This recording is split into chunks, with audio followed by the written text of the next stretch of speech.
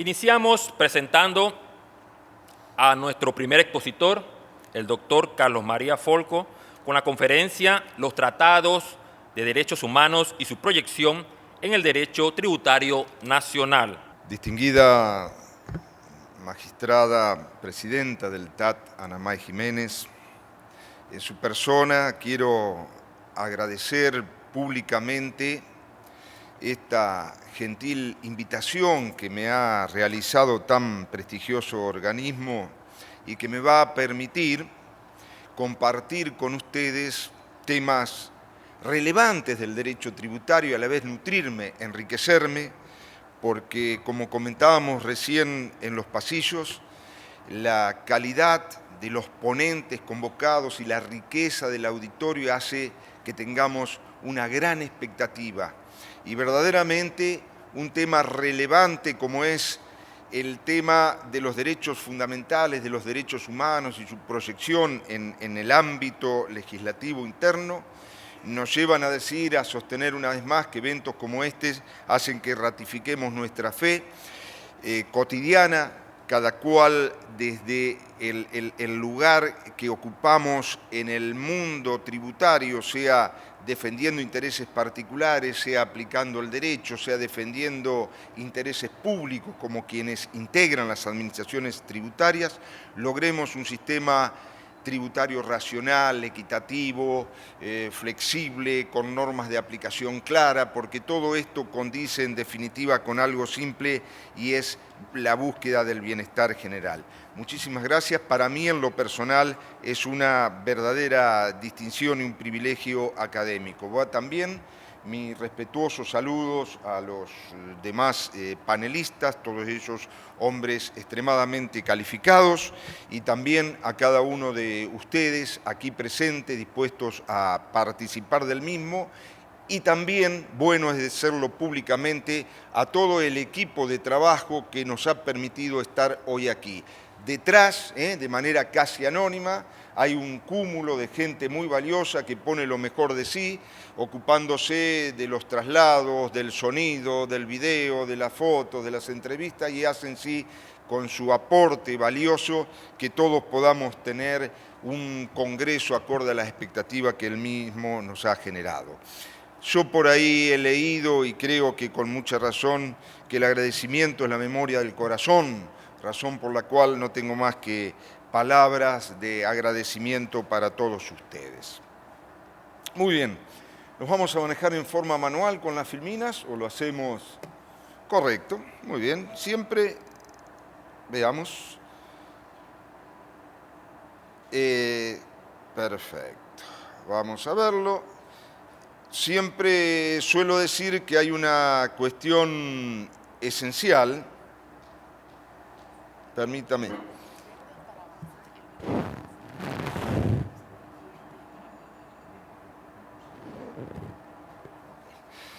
Siempre suelo decir que la gran tecnología ha sido uno de los factores que nos ha llevado a que hoy tengamos información en tiempo real, cosa que era prácticamente impensable años atrás.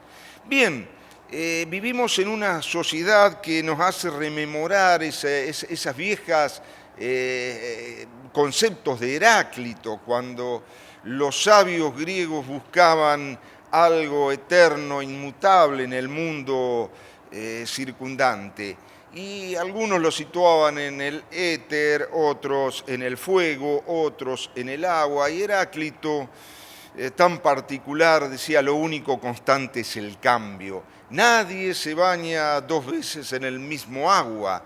Y yo digo, frente a los violentos cambios sociales, culturales que se dan en la actualidad, todo esto también tiene su reflejo en el campo normativo, en las ciencias sociales, que van poco a poco adaptando su estructura a los elementos propios del sistema jurídico. ¿Por qué? Porque verdaderamente todo el sistema constituye un elemento válido para el cambio, para el desarrollo armónico, en todos los campos donde el progreso pueda manifestarse, científico, tecnológicos, sociales y también, por supuesto, culturales.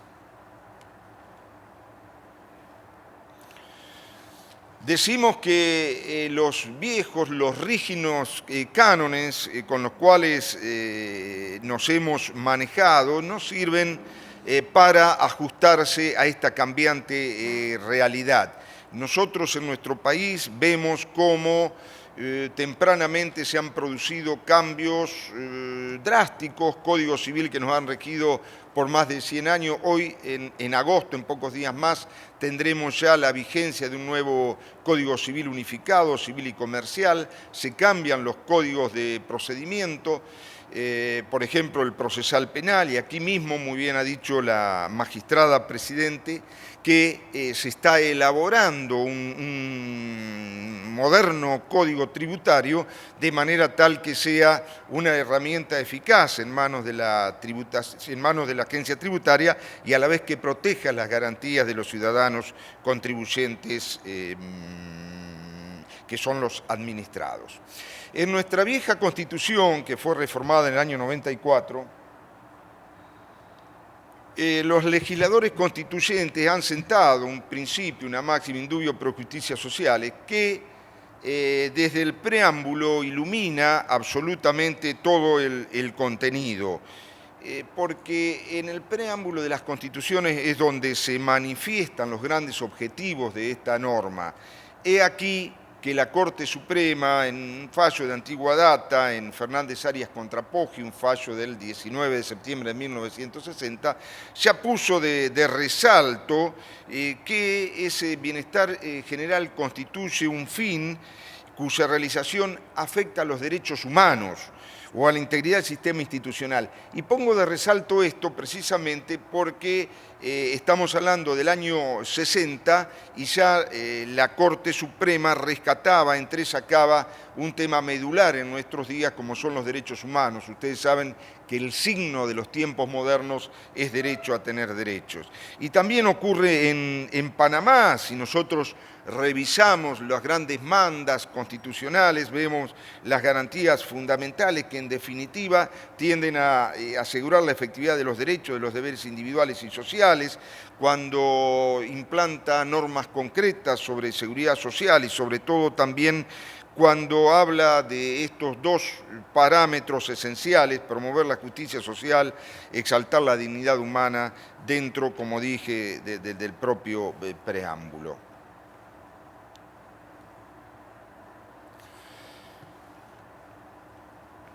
En nuestra Constitución de 1853, en Argentina, el sistema consagra los derechos, las declaraciones, las garantías que protegen esta personalidad humana y además, como decimos, desde el propio preámbulo instaura este principio de bienestar general al cual debe orientarse absolutamente todo el sistema tributario y el sistema jurídico.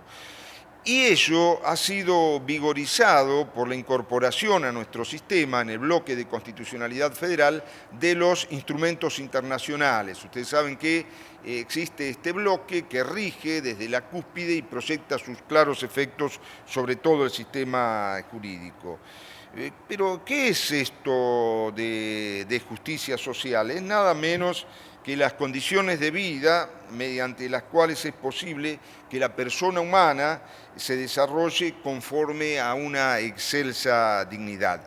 Pero claro, no puede quedar solamente de manera declarativa, sino que para proteger, hacer valer todo lo que hace a la dignidad humana, todo lo que hace a los derechos humanos, se requieren las garantías. Y es aquí donde irrumpen estos tratados, instrumentos internacionales, entre otros la Convención Americana de Derechos Humanos, con el rol consultivo y jurisdiccional de dos entes supranacionales, tales como son la Comisión Interamericana y la Corte Interamericana. Pero aquí se pone también de manifiesto que los estados tienen la obligación de asegurar el ejercicio precisamente de todos estos derechos humanos y de todas estas garantías tan necesarias en los tiempos que corren. Precisamente en lo que se refiere a una triada de democracia, derechos humanos, Estado del Derecho,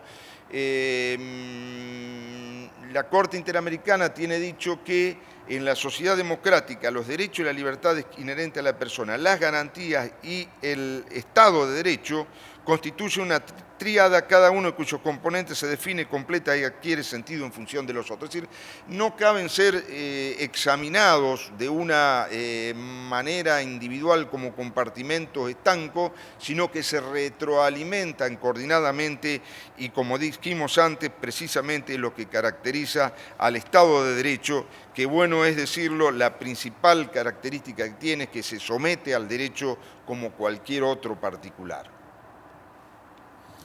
Aquí se ha marcado también una cuestión fundamental, y es la de determinar si existe conflicto entre el deber de contribuir y los llamados derechos fundamentales. Nosotros hablemos de abordar esto también en tres bloques. Primero analizaremos el deber de pagar los tributos legalmente establecidos, el tema de los derechos humanos, y me parece sumamente interesante conversar con ustedes también el tema particular de las personas jurídicas como sujetos de los derechos humanos. Y el primero de ellos,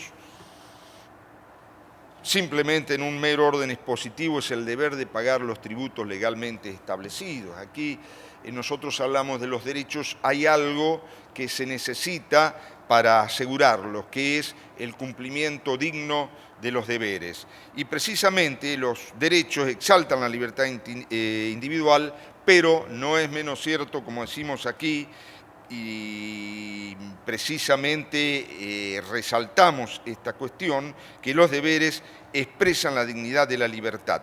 No lo digo yo, esto está dicho nada menos que en el preámbulo de la Declaración Americana de los Derechos y Deberes del Hombre. Hay una cláusula, la cláusula 36, dice: toda persona tiene el deber de pagar los impuestos establecida por ley para el sostenimiento de los servicios públicos. Y aquí también es válido resaltar lo siguiente: el imperio monopólico de la ley en el mundo tributario, hecho imponible, base imponible, la alícuota, sujeto, objeto del impuesto, no puede ser modificado graciosamente por ninguna normativa sublegal. Además, se proyecta, como vamos a ver luego, en importantes principios que también juegan y que derivan de este principio de legalidad. Ahora, ¿para qué pagamos los tributos? Precisamente es para el sostenimiento de los servicios públicos. Y esto encuentra su complemento natural en la cláusula 28, la última parte de la Declaración Americana, cuando dice: los derechos de cada hombre están limitados por las justas exigencias del bienestar general y del desenvolvimiento democrático. Entonces, además de señalar una vez más el carácter instrumental de las herramientas financieras, es válido sostener, como lo harían los viejos causalistas, que el tributo se legitima por su aplicación precisamente a un gasto coherente con un moderno y democrático Estado de Derecho. Si no fuera así, sería simplemente un despojo, sería simplemente una rapiña. En nuestro país, al igual que en la gran mayoría de los países de la región, el sistema de derechos humanos abreva en una fuente nacional e internacional. La fuente nacional, obviamente, es nuestra Constitución. Tiene una notable cantidad de artículos que refieren expresamente, y hay algunas garantías, como la razonabilidad, que derivan implícitamente de uno de sus artículos, que es el artículo 33. Y a la vez, en la enorme cantidad de instrumentos internacionales, hablo de instrumentos porque no solo existen tratados, sino convenciones, pactos, declaraciones, sobre derechos humanos. Nuestra Carta Magna, aquí en la Filmina citamos alguna, tiene una particularidad, que es dejar abierta la puerta para constitucionalizar un tratado celebrado con posterioridad. Bueno, de hecho, aquí en la Filmina, los últimos dos han obedecido a esta característica.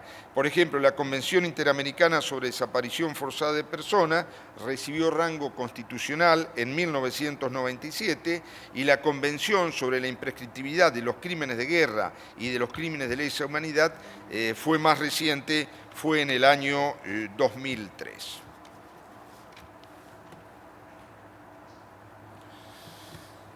Otra de las cuestiones que me pareció sumamente interesante compartir con ustedes es la consideración de las personas jurídicas como sujetos de los derechos humanos.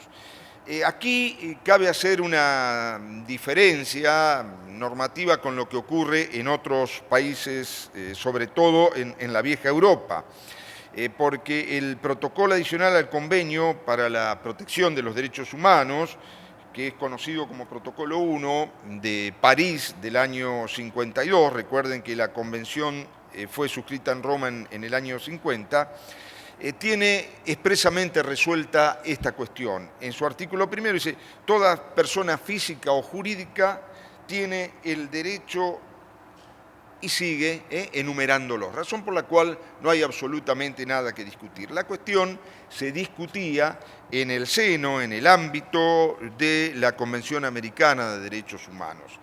Y precisamente la admisión, la extensión, la consideración de las personas jurídicas como sujetos de derechos humanos vino dada por la labor de la jurisprudencia. En primer caso que llega a resolver la Corte abriendo este camino es el caso Cantus versus Argentina, donde el Estado argentino plantea una excepción diciendo precisamente que las disposiciones de la Convención no son aplicables a las personas jurídicas. Y hay un voto medular, en lo cual se dice que verdaderamente en ciertos supuestos el individuo puede acudir al sistema interamericano de protección de los derechos humanos para hacer valer los derechos fundamentales y agrega el voto aún cuando estén cubiertos por una figura o ficción jurídica creada por el mismo sistema del derecho.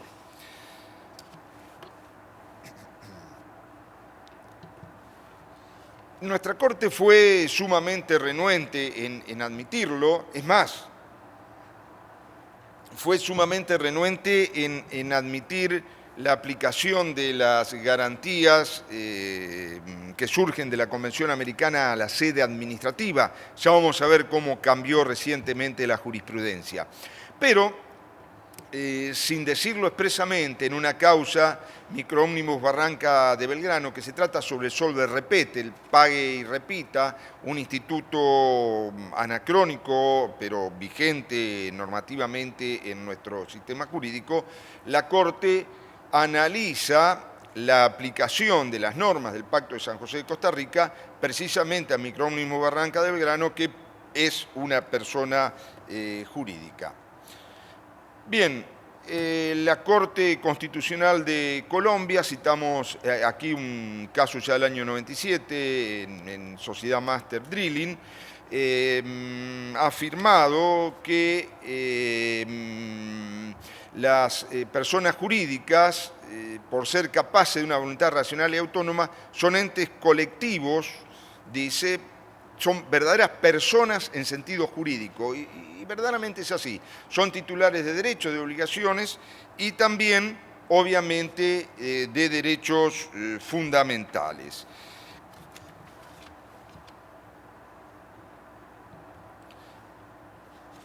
¿Qué ocurre en España? De la misma forma, el Tribunal Constitucional de España ha reiterado que aunque en ese ordenamiento constitucional no se explicite, como se lo hace en forma expresa en otras constituciones, los derechos también rigen para las personas jurídicas. Y aclara, dice, en la medida que por su naturaleza resulten aplicables a ellos. Tiene mucha razón, es decir, frente a una persona física nosotros hablamos de derecho a la vida, pero frente a una persona jurídica también podemos hablar derecho a la existencia jurídica. Además, bueno es decirlo, existen otros principios que resultan aplicables, tales como el principio pro homine, es decir, es un criterio hermenéutico, por lo cual cabe acudir a la norma más amplia, a la interpretación más extensiva, para reconocer derechos y a la inversa, aplicarla de manera restrictiva cuando se trate de restringir este tipo de derechos. Y además hay un principio de progresividad que está dado por el artículo 26 de la Convención y que ha llevado, por ejemplo, a nuestra Corte Suprema a adoptarlo cuando resolviera una conocida causa Madorrán.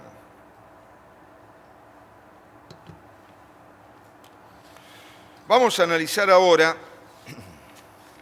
lo que se ha dado en llamar el Estatuto del Contribuyente, el debido proceso como derecho humano, un tema que vamos a retomar luego cuando integremos el panel de procedimiento, y algo no menos esencial en la materia jurídica, que es la seguridad jurídica como derecho humano. Y comenzamos hablando del llamado Estatuto del Contribuyente. Hubo una playa de juristas notables que frente a una vieja ley española, la 1 del 98, hoy no existe porque ha sido incorporada en la nueva Ley General Tributaria, en los artículos 3 y 34, configuraba este llamado Estatuto del Contribuyente. Nosotros solemos decir que no es necesario recurrir a una materia específica a nivel legal en materia de derechos y garantías de los contribuyentes, por varios motivos. Primero, porque la propia palabra estatuto nos puede mover a equívocos, porque tendríamos que definir, tendríamos que calificar qué es lo que entendemos por estatuto. Por lo demás, tenemos que rechazar grupos o categorías especiales, no entendemos por qué debería dotarse de un estatus especial al ciudadano en su carácter de contribuyente, pero además hay algo simplemente fundante, que es lo siguiente: los derechos son plenamente operativos, no necesitan de ninguna ley. El derecho de propiedad emana de estas normas y yo no necesito una ley que me diga que lo mío es mío. Razón por la cual, vuelvo a repetir, sí podrán desarrollarse otro tipo de normas que complementen, que lo tornen efectivo, pero no lo que se conoce en doctrina como este Estatuto del Contribuyente. A título de ejemplo, no necesitamos una ley que me diga que en materia tributaria rige el principio de legalidad o reserva de ley, por supuesto que sí, nullum tributus sine lege, no hay tributo sin ley. Además, esto es un vallar a cualquier atisbo de actuación discrecional o arbitraria, y en países donde impera el sistema bicameral, como es el argentino, bueno es decirlo, la materia impositiva tiene como cámara de origen a la Cámara de Diputados. ¿Por qué? Porque la Cámara de Diputados representa al pueblo y quienes son nuestros representantes dicen qué impuestos tenemos que pagar nosotros los representados, razón por la cual cabe concluir que existe una especie de autoconsentimiento en materia de imposición de tributo. Seguridad jurídica es una exigencia que se conecta con la legalidad. La tutela judicial efectiva, nosotros generalmente preferimos hablar de tutela jurisdiccional efectiva porque hay ámbitos que no son judiciales sino administrativos donde también precisamente se tutelan los derechos y garantías de los contribuyentes, la capacidad contributiva, igualdad, generalidad, no confiscatoriedad, en fin, lo que nosotros hemos conocido desde nuestro paso por las cátedras de grado. Bien, la presunción de autoejecutividad, volvemos a reiterar, el artículo 2 del Pacto de San José, dice: si el ejercicio de derechos y libertades, mencionar el 1, no estuviera ya garantizado por disposición legislativa, los Estados partes se comprometen a adoptar, con arreglo a los procedimientos constitucionales y a disposición de esta Convención, las medidas legislativas o de otro carácter que fueran necesarias para hacer efectivos tales derechos y libertades. Es decir, es exactamente a la inversa. Si no existieran, deberían crearse, tomar las medidas para que fuesen efectivos tales derechos. Y me parece sumamente importante también traer a la palestra la opinión consultiva 7 del 87, cuando dice: el sistema mismo de la Convención está dirigido a reconocer derechos y libertades y no a facultar a los Estados para hacerlo. Todo este tipo de consideraciones tienen valía frente a la cuestión planteada. Volvemos a reiterar, en nuestro criterio, en nuestra opinión, no se requiere la existencia específica de un estatuto del contribuyente. Nuestra Corte, aquí citamos un fallo de una causa de una jueza, Servine de Cubría, contra Borenstein. Mauricio Borenstein era un personaje del mundo televisivo, conocido con el seudónimo de Tato Bores, nombre que hacía monólogos políticos de una manera admirable. En su momento esta jueza se sintió injuriada y promovió una actuación judicial. Digo esto porque es del año 92, es previo a la reforma del año 94, recuerden ustedes que es donde se incorporan los tratados internacionales al bloque de constitucionalidad federal. Y verdaderamente aquí lo que nos dicen es que los preceptos son operativos y la base está en esta presunción de operatividad que tienen los tratados internacionales.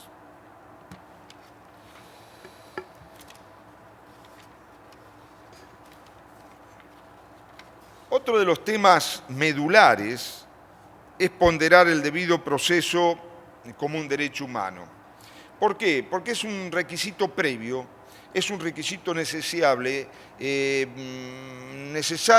es un requisito insoslayable, es esencial para poder ejercitar los restantes derechos humanos. Mire, es complejo por cuanto comprende un conjunto de garantías formales, principios, reglas, mandatos, y como ustedes lo saben muy bien, está reconocido por diversos instrumentos de carácter internacional. En el caso Comunidad Indígena Samoaya con República del Paraguay, un fallo del año 206, lo reitera luego en el caso Claudio Reyes y otros versus Chile. La Corte Interamericana ha dicho que este debido proceso debe respetarse dentro del procedimiento administrativo. Yo les reseñaba que la Corte Suprema de Argentina ha sido muy renuente y sostenía un criterio diametralmente opuesto. ¿Cuál era este? Era que las garantías que emanaban de la Convención eran garantías de tipo judicial y por lo tanto no cabía aplicarla al procedimiento administrativo. Esto ha cambiado, vamos a ver en pocos minutos el fallo en lo cual cambia esta doctrina. En aquel momento lo que nosotros afirmábamos que era un argumento a fortiori precisamente. ¿Qué quiere decir esto? Que si se aplicaban en un procedimiento judicial en lo cual interviene un juez imparcial e independiente en los términos del Pacto de San José de Costa Rica, bueno es decirlo también que con mayor énfasis, con mayor razón, resultaban aplicables en sede administrativa, donde en mi país, al igual que el Uruguay, en varios países de la región, el Estado reviste una triple identidad. Es quien crea la norma tributaria, es el acreedor del crédito que la norma tributaria genera y además en sede administrativa actúa en el ámbito de su competencia como juez administrativo resolviendo precisamente las controversias que se generen en la aplicación de la norma de cuyo crédito es titular y que él mismo ha creado a través del ámbito legislativo. cómo se ha reglado en nuestro sistema jurídico. Hay una ley nacional de procedimientos administrativos, que es la 19.549, que ha tenido la enorme virtud no solo de ser una ley garantista, sino también de unificar los distintos cientos de procedimientos administrativos que existían dispersos con una enorme inflación normativa. He aquí que dejó muy pocos procedimientos administrativos especiales vigentes, entre otros aquellos que se cumplen en el ámbito de la Administración Federal de Ingresos Públicos, esto es el ente recaudador, y también en los tribunales fiscales, como es el Tribunal Fiscal de la Nación. Esta ley, en el artículo primero, me dice que el debido proceso comprende el derecho a ser oído, el derecho a ofrecer y producir prueba y el derecho a una decisión fundada. Bien, nuestra vieja ley 11.683, que es la que se aplica en materia de procedimiento tributario, cumple a grandes rasgos con este debido proceso, con esta premisa del derecho a ser oído. No hay sanciones de tipo automática. Cuando las hubo, la jurisprudencia las ha declarado inconstitucionales. Existe un amplio espectro probatorio, son admisibles absolutamente todos los medios jurídicos que nosotros conocemos, prueba pericial, documental, testimonial, etc. Y la jurisprudencia también ha sido muy exigente en lo que se refiere a la motivación de las resoluciones que dicta, que esto entronca directamente con este derecho a ejercer la decisión fundada. Hay una cuestión que ha quedado navegando en aguas de borraja, como solemos decir, que es el patrocinio letrado cuando se planteen o debatan cuestiones jurídicas.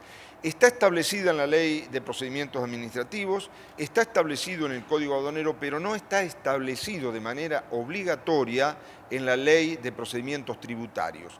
Y muchas veces esto puede terminar en una denuncia penal tributaria, razón por la cual no estamos ya frente a una sanción cuyo previo pago no se requiere, precisamente por tener naturaleza penal, sino con una pena privativa de libertad que afecta a uno de los bienes jurídicos más valiosos que reconozca el sistema como tal. Pero además, la posibilidad de acceder al expediente a través de la vista de las actuaciones administrativas y también la de interponer recursos administrativos. Y obviamente, cuando se trate de razones de índole sancionatorio, con carácter suspensivo, porque de lo contrario, cuando llega esta actuación a manos de un juez, la sanción ha sido cumplida y el juez no puede hacer absolutamente nada. También se ha dicho, y con mucha razón, desde el punto de vista de la jurisprudencia, que se afecta el derecho de defensa cuando los plazos resultan exiguos. De ahí que nuestra vieja ley, en sus actuaciones, tenga generalmente un plazo de 15 días para presentar defensa y aportar pruebas. Porque el administrado, repito, tiene el derecho a probar los hechos en los cuales sustente las pretensiones. Y pesa sobre la administración la obligación de producirla. Aquí me voy a detener no más de 30 segundos. Para señalar que el procedimiento administrativo en materia tributaria, porque en definitiva es un procedimiento administrativo especial, existe una norma que es el decreto reglamentario 1397/79, por el cual obliga a la administración a actuar de oficio, incluso produciendo las pruebas que beneficien al contribuyente. Quiere decir con esto que un procedimiento de naturaleza tributaria, que por lo general se asemeja más al civil, verdaderamente está emparentado en este aspecto probatorio con el proceso penal, en lo cual precisamente hay un impulso de oficio. Y simplemente como nota marginal, les hablaba yo de la vigencia de un nuevo Código Civil y Comercial que va a tener en pocos días más.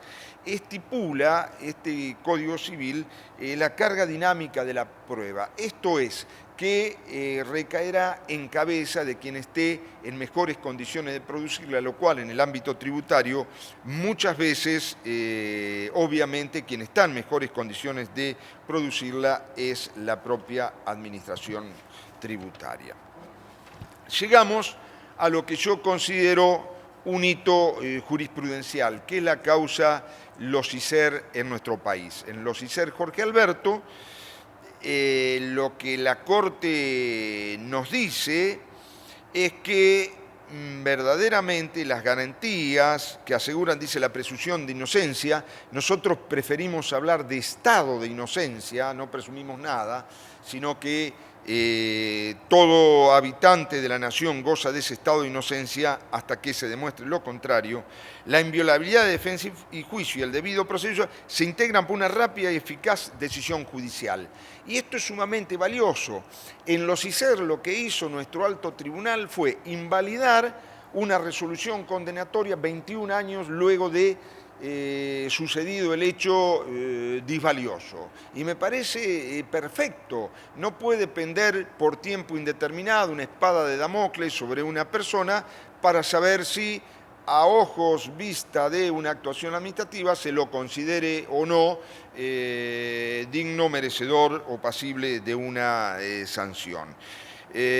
Por lo demás, este plazo razonable, y nuestro tribunal ha seguido pautas de la Comisión de la Corte y del propio Tribunal Europeo de Derechos Humanos. ¿Cuándo es razonable ese plazo? Bueno, existe 4 pautas: la complejidad del asunto, la actividad procesal del interesado, la conducta de las autoridades, y merece especial ponderación el análisis global del procedimiento, ver cómo se ha desarrollado este tipo de actuaciones. Así que es muy valioso porque en Los-Iser precisamente aplica el plazo razonable que estipula nada menos que la Convención Americana de Derechos Humanos.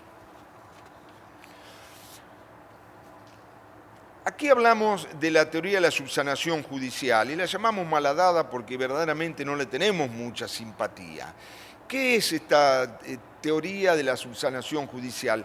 Es algo que viene desde tiempos inmemoriales sosteniendo el alto tribunal, en lo cual afirma que en la medida que la afectación del debido proceso que se produzca en sede administrativa sea pasible de ser subsanada en sede judicial, no produce la nulidad de lo actuado.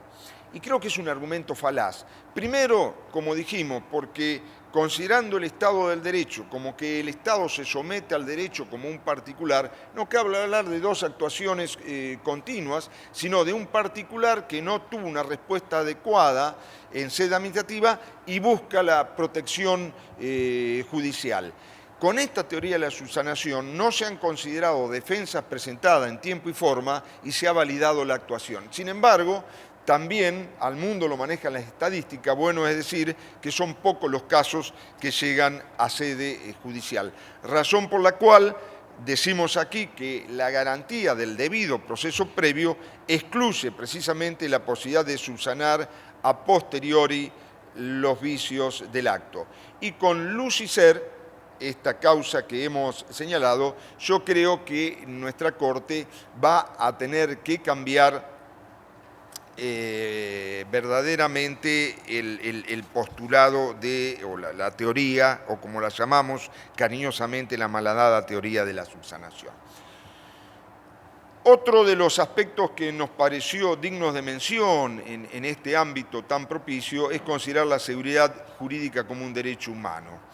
¿Por qué? Porque esta seguridad jurídica implica la concreción, la aplicación de la Constitución, de los principios generales del derecho, y concurren sobre la misma 2 vertientes, una objetiva, que es la certeza sobre la norma, y otra de carácter subjetivo, que es la previsibilidad en la aplicación de la norma. En el caso Kimmel versus Argentina, la Corte Interamericana precisamente ordenó a nuestro país adecuar el derecho interno a la Convención Americana de forma que se corrijan las imprecisiones frente a estos requerimientos de seguridad jurídica. Y ya en la parte final de nuestra exposición vamos a contemplarlo a vuelo de pájaro, que es el derecho humano a la salud. El tiempo asignado así lo hace conveniente, más allá de saber la importancia que reviste para toda la sociedad. El control de convencionalidad y el derecho constitucional a un ambiente sano. Nosotros hablamos de ambiente, muchos colegas hablan de medio ambiente. Yo digo que lo hacen reflejando un sentido de culpa. Medio ambiente porque la otra mitad ya lo hemos destruido.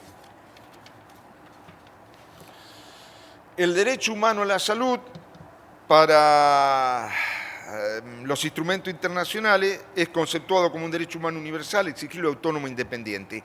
Aquí citamos la consideración, la ponderación que hizo la Organización Mundial de la Salud en el año 46, que lo ha definido como un estado de completo bienestar físico, psíquico y social, y no solo la ausencia de enfermedad. Esto cabe ponerlo de resalto, que ha sido reproducido por muchas constituciones, entre otras por la Constitución de Panamá, el artículo 109, cuando simplemente en vez de bienestar psíquico nos habla de bienestar mental.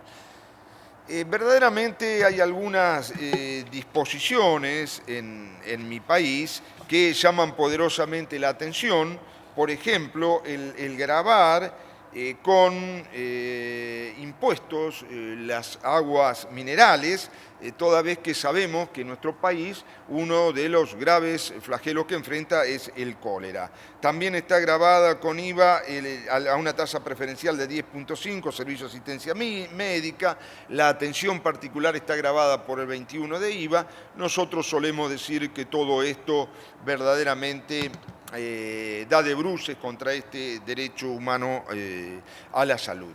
El control de convencionalidad, esto es sumamente fundamental. Ustedes saben que como jueces estamos obligados a ponderar la adecuación de una norma con las pautas de nuestra Constitución, pero aquí no solo de la Constitución Nacional, sino que como jueces ya estamos obligados a efectuar este test de convencionalidad de una manera amplia, de una manera difusa. Aquí lo ha dicho la Corte en el conocido caso Almonacid Arellano. El derecho constitucional a un ambiente sano, nosotros sabemos la necesidad de proteger este bien que es intergeneracional, es un bien intangible y bueno, la Corte ha tenido algunos fallos ecológicos sumamente plausibles ya desde el año 1887.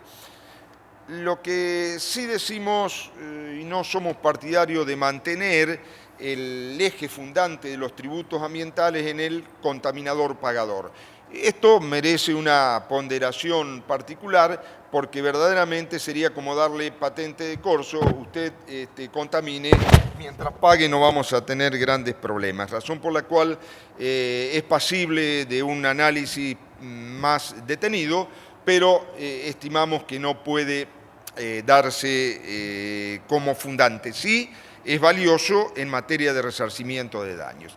Y ya para terminar, dos palabritas sobre tutela judicial efectiva, que nosotros lo englobamos, hablamos de tutela jurisdiccional efectiva, es decir, facilitar el acceso al ciudadano contribuyente para que pueda defender en los intereses que él considere que han sido perjudicados, de manera tal que, en definitiva, haya magistrados que revistan las condiciones de independencia y de imparcialidad que requiere el propio código, la propia convención y se refleja en algunos códigos de tipo procedimental de legislación adjetiva. El solve et repete que es una anacrónica institución que rige en nuestro país, en lo cual primero hay que pagar y luego discutir. Este es el sentido. Se sigue manteniendo en una infinidad de actuaciones, incluso hay una de ellas que se denomina pago provisorio de impuestos vencidos, cuando el contribuyente no presenta la declaración jurada en tiempo, en forma y ha determinado impuesto ingresado en años anteriores, el fisco lo que hace, toma como base lo pagado, lo actualiza cuando esté vigente este tipo de actualización, hoy no lo está, e intima, hay un emplazamiento administrativo para que pague lo debido, lo determinado en estas condiciones. Pero siempre luego tiene la posibilidad de ir por la vía del juicio ordinario a replantear precisamente sus derechos. Y el último punto que nosotros hemos dejado es la necesidad de que existe un amplio y suficiente control judicial. La validez de la actuación de los órganos administrativos, entiéndase por esto agencias tributarias, está dada por que sus decisiones sean pasibles de este control judicial amplio y suficiente. Y cierro en los últimos 30 segundos que nos han asignado, sobre todo por respeto a los demás panelistas y al auditorio, que todos tienen temas interesantes que decir, con una vieja anécdota. Dice que en Alemania precisamente un noble quería los campos de un campesino y este se negaba a venderlo. Entonces un día le dice el noble, mire, voy a ir y se lo voy a confiscar. ¿Y qué dijo el campesino? Dice, mire, majestad, esto no será así mientras en este país haya jueces. Muchas gracias.